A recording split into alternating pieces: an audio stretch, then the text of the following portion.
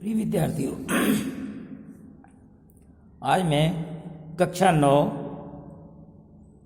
प्रश्न संख्या 5 गणित में कराने जा रहा हूँ। दिया है एक रेखा L जो कोण A को दो बराबर भागों में बांटती है या समद्विभाजित करती है। रेखा L पर कोई बिंदु B स्थित है। ये L कोई रेखा है, उस पर कोई बिंदु B स्थित है।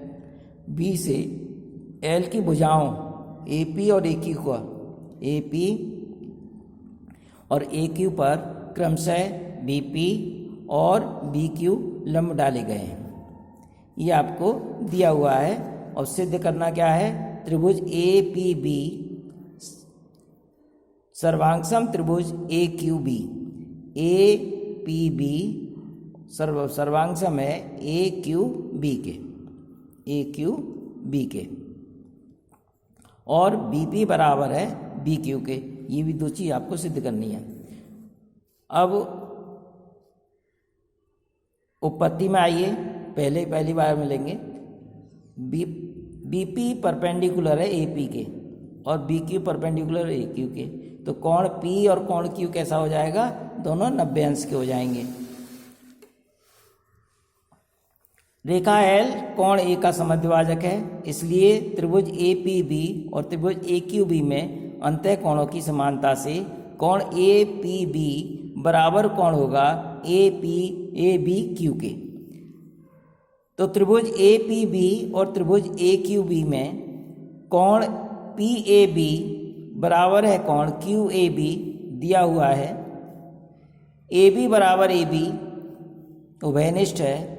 कोण ABP बराबर है कोण AQB, उपरोक्त से अभी सिद्ध किया है आपने।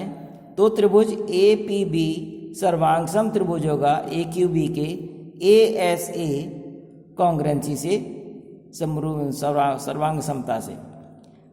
अब इसका दूसरा पॉइंट इसी से निकल के आ जाएगा। जब आपने सर्वांगसम कर दिया तो बाई CPCT से BP बराबर CQ, congruent part congruent triangle, यानी कि जो कॉन्ग्रुएंट ट्राइंगल्स हैं उनके जो भी पार्ट हैं बचे हुए वो शेष भी बराबर हो जाते हैं। तो BP बराबर CQ, अर्थात बिंदु B कोण A की भुजाओं से समदूरस्थ है। अब प्रश्न संख्या 6 आ रही है। दी गई आकृति में AC बराबर AE और AB बराबर AD दिया हुआ है और कोण ABD बराबर है कोण EAC। सिद्ध क्या करना है? BC बराबर DE। उत्पत्ति में कोण BAD और कोण EAC समीकरण 1 से दोनों पक्षों में कोण DAC जोड़ने पर बीच वाला कोण, ये जो बीच वाला कोण है इसमें भी जोड़ दिया गया है और इस वाले त्रिभुज में भी जोड़ दिया गया है। तो कोण जोड़ दिए तो आपने क्या हो जाएगा? कोण BAD प्लस कोण DAC बराबर होगा कोण DAC प्लस कोण EAC। तो दोनों जोड़ के क्या हो जाएंगे? कोण BAC बन जाएगा और यहाँ पे कोण DAE बन जाएगा समीकरण 2 से। अब त्रिभुज ABC और त्रिभुज ADE में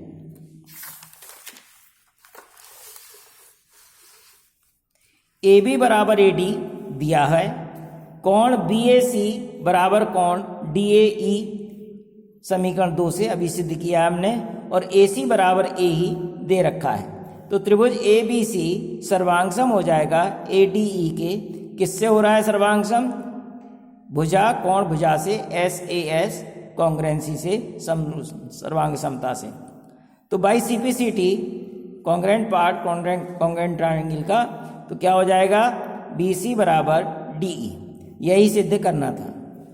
अब प्रश्न नंबर 7 छात्र छात्राएं स्वयं करेंगे। मैं लास्ट क्वेश्चन इस एक्सरसाइज का प्रश्न नंबर 8 कराने जा रहा हूं।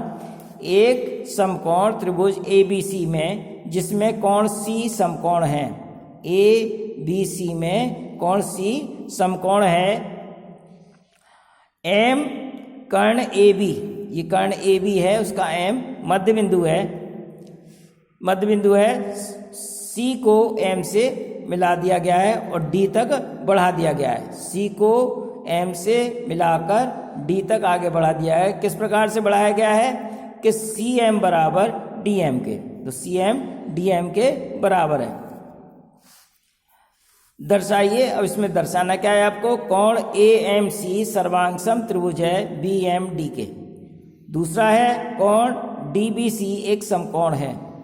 तीसरा है कोण डी बी सी सर्वांग सम है त्रिभुज ए सी बी के। चौथा है सी एम बराबर 1/2 ए बी के। ये चीज सिद्ध करनी है। तो सबसे पहले आप पे आते हैं, सबसे पहले पर त्रिभुज ए बी सी में कोण सी बराबर 90 अंश, ए बी का मध्य बिंदु एम, तो सी एम बराबर डी एम। सिद्ध क्या करना है, ये चीज सिद्ध करने वाली ये दिया हुआ था, ये सिद्ध करना है। सिद्ध करना मैंने लिख दिया, त्रिभुज ए एम सी सर्वांग सम त्रिभुज बी एम डी। सेकंड है डी बी सी एक समकोण है यानी 90 अंश का है।